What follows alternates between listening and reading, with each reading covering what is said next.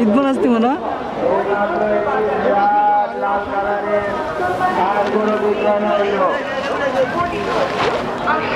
পবিত্র কুরবানির ঈদ উপলক্ষে আলু পিকআপগুলো বাহির করার জন্য অনুরোধ করা হচ্ছে। এই হাটে আনলোড গাড়িগুলো বাহির করার জন্য অনুরোধ করা হচ্ছে। অনেকে অর্থনীতিতে বলা হচ্ছে যে আনলোড গাড়িগুলো বাহির করার জন্য অনুরোধ করা হচ্ছে। গরুর ব্যাপারী বলা হচ্ছে যে আপনাদের গাড়িগুলো বাহির করে আনলোড গাড়িগুলো বাহির করে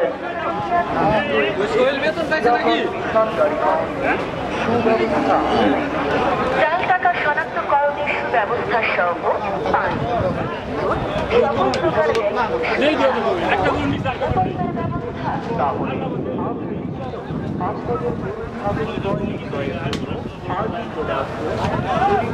বাজার